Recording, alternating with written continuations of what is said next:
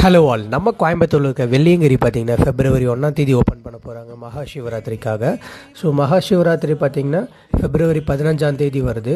So அந்த நாளில் over crowd வரக்கூடாதுங்கிறதுக்காக பிஃபோராகவே open பண்ணுறாங்க.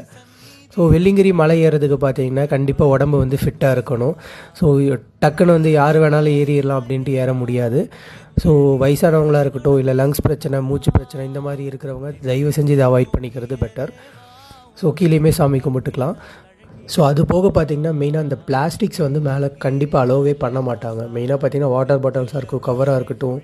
ஸோ பட் இதுக்கு முன்னாடி இருந்த எல்லா வருஷம் பார்த்திங்கன்னா நிறைய பேர் எப்படியாவது கொண்டு போயிடுறீங்க, இல்லை மேலே வாங்கி சாப்பிட்ற பொருளோடைய கவரை அப்படியே போட்டுட்டு வந்துடுறீங்க. பட் தயவு செஞ்சு அதெல்லாம் கீழே கொண்டு வந்துடுங்க. ஸோ மேலே இருக்கிற குப்பைகள் எடுக்கிறதுக்காகவே பார்த்திங்கன்னா நிறைய வாலண்டியர்ஸ் வராங்க. பட் அவங்களுக்கு வேலை கொடுக்கறதுக்காக நம்ம மலை ஏறலை.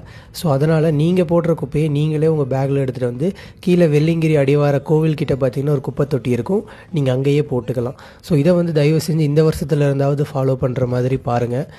ஸோ உங்கள் ஃப்ரெண்ட்ஸுக்கும் ஷேர் பண்ணுங்கள்.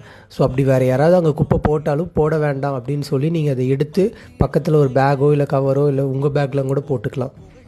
ஸோ வெள்ளியங்கிரி மலை அப்படிங்கிறது பார்த்திங்கன்னா ஒரு டிவோஷனல் பிளேஸ். ஸோ அதை மனசில் வச்சுக்கிட்டு மலை ஏறுங்க.